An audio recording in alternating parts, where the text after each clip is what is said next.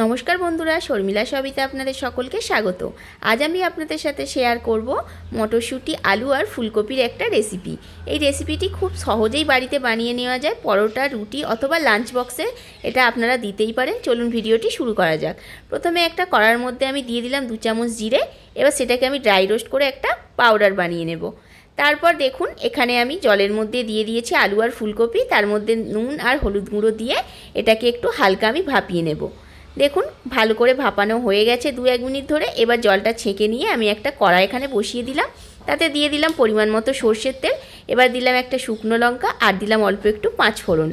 পাঁচফোড়নটা ভাজা ভাজা হয়ে গেলে তারপর ফুলকপি আলু আমি দিয়ে দিলাম। ফুলকপি আর আলু একটু হালকা করে আগে ভালো করে ভেজে নিয়ে তারপর দিয়ে দিলাম মটরশুঁটি। আবারও আমি মটরশুঁটি আলু আর ফুলকপি ভালো করে ভেজে নিচ্ছি। এরপর দিয়ে দেবো একটা মিডিয়াম সাইজের টমেটো কুচি। তারপরে খুব ভালো করে আবারও আমি সব কিছুকে মিশিয়ে একটু লাল করে ভেজে নিয়ে দিয়ে দেবো 1 চামচ আদা বাটা। আদা বাটাটাকেও খুব সুন্দরভাবে আমি মিশিয়ে নিচ্ছি পুরোটার সাথে। এবার দিয়ে দিলাম পরিমাণ মতো হলুদ গুঁড়ো, পরিমাণ মতো নুন, আর দিলাম একটু জিরে গুঁড়ো, আর দিলাম সামান্য একটু চিনি, আর দিলাম কাশ্মীরি লঙ্কা গুঁড়ো আর গোটার সাথে কাঁচা লঙ্কা ঝালের জন্য।